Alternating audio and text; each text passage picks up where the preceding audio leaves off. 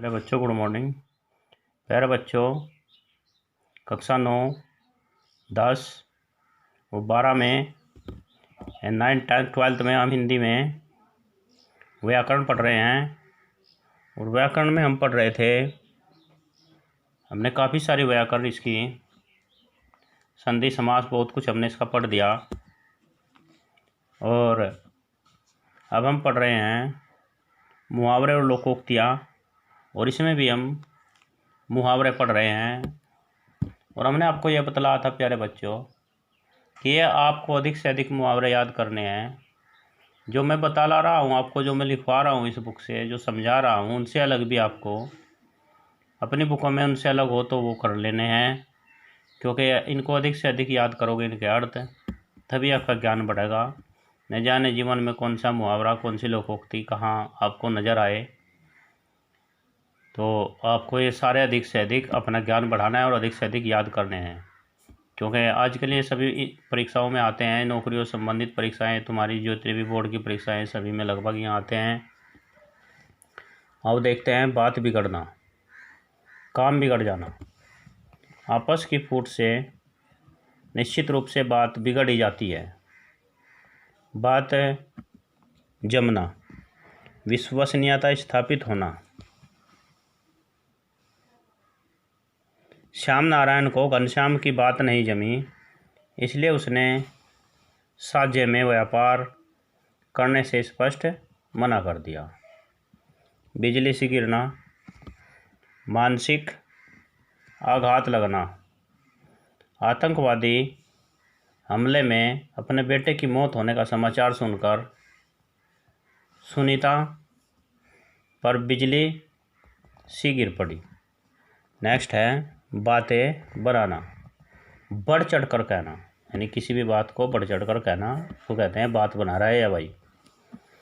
आजकल के नेता चुनाव के समय बहुत बातें बनाते हैं, किंतु जीतने के बाद शकल भी नहीं दिखाते। नेक्स्ट है भीगी बिल्ली बनना, भय से दबना। सुनील अपने मालिक के सामने भीगी बिल्ली बना रहता है। नेक्स्ट है मुंह में पानी भर आना, खाने को जी ललचाना। ताजी जलेबी बनाते देखकर तुम्हारे तो मुंह में पानी भर आया। आगे श्री गणेश करना, प्रारंभ करना। आज मैंने पुस्तक लिखने का श्री गणेश कर दिया, यह 1 महीने में पूरी हो जाएगी। श्री गणेश का मतलब है किसी भी कार्य की प्रारंभ करना या शुरुआत करनी। सोने पे सुहागा, अच्छी वस्तु में एक और गुण बढ़ना। यह हिंदी का उच्च कोटि का वक्ता है। यदि थोड़ी सी संस्कृत भी सीख ले तो सोने में सुहागा हो जाए। हवाई किले बनाना, ऊंची कल्पनाएं करना। अभी तो तुम्हारा परीक्षा फल भी नहीं आया, अभी से हवाई किले बनाने लगे। नेक्स्ट है ओखली में सिर देना, जानबूझकर मुसीबत मोल लेना। जब ओखली में सिर दे दिया है तब मूसलों से डरना व्यर्थ है। उल्टी गंगा बहाना, विपरीत कथन कहना। मोहन का मित्र सदैव उसके हित की बात करता है, परंतु वह उसे अपना विरोधी बताकर उल्टी गंगा बहाता रहता है। तूती बोलना, प्रभाव जमाना। आजकल तो सभी सरकारी कार्यालयों में तुम्हारे मित्र की तूती बोल रही है। कान पर जो न रेंगना, अनसुनी करना। जनता अपनी समस्याओं के समाधान के लिए गुहार लगाती रहती है, पर अफसरों के कानों पर जू तक नहीं रेंगती। आसमान टूट पड़ना, असंभव घटित होना। यदि विधानसभा में सबसे बड़े दल को सरकार बनाने को बुलाया जाता है तो कोई आसमान नहीं टूट पड़ेगा। जले पर नमक छिड़कना, दुखी व्यक्ति को और ज़्यादा दुख देना। रामू को अपने अनुत्तीर्ण होने का बड़ा दुख था, इस पर उसके भाई ने उसे खरी खोटी सुनाकर जले पर नमक छिड़क दिया। यानी तुम अक्सर इस मुहावरे को सुनते रहते हो, जले पर नमक छिड़क दिया। तो इसका अर्थ है जो दुखी होता है उसको और ज़्यादा दुखी करना।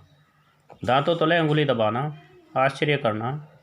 पाकिस्तान भारत को बहुत कमज़ोर समझता है, लेकिन भारत ने जब चीन को युद्ध में बराबर की टक्कर दी तो पाकिस्तान ने दांतों तले अंगुली दबा ली है।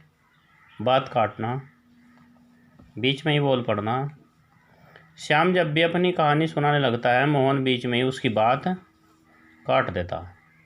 पोबारा होना, सब प्रकार से लाभ। नेता बनते ही व्यक्ति के पोबारा हो जाते हैं। बढ़िया कहावत है आजकल, जो नेता बन जाता है उसके पोबारा हो जाते हैं, चारों ओर से लाभ ही लाभ। बात बनना, लांछन लगाना। व्यक्ति को अपना प्रत्येक कदम सोच समझ कर उठाना चाहिए। समाज को बात बनाते देर नहीं लगती। लकीर का फ़कीर, रूढ़िवादी होना।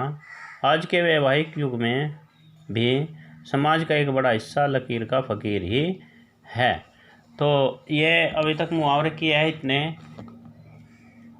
आप चाहे इससे और भी अधिक कर सकते हैं, और आप चाहे तो इनका जो वाक्य में प्रयोग है अपनी मर्ज़ी से दूसरा भी चेंज करके लिख सकते हैं, जो आपको सटीक लगे, आसान लगे। अभी तो मैंने ये बुक से ही लिखाए हैं, लेकिन ज़रूरी है आपको इनका अर्थ याद करना। अर्थ सभी के याद होना बहुत ज़रूरी है, तभी आप इनको समझ सकते हैं। और जब अर्थ आपके याद हो जाएगा तो आप इनका वाक्य में प्रयोग भी तभी कर सकते हैं। यदि आपके अर्थ याद नहीं है तो फिर आप बिल्कुल गलत करोगे। तो इन सभी को अच्छे से आप तैयार कर लेना है, और साफ और स्वच्छ तरीके से अपनी नोटबुक में नोट भी कर लेना है। और बड़े अच्छे से इन सभी को,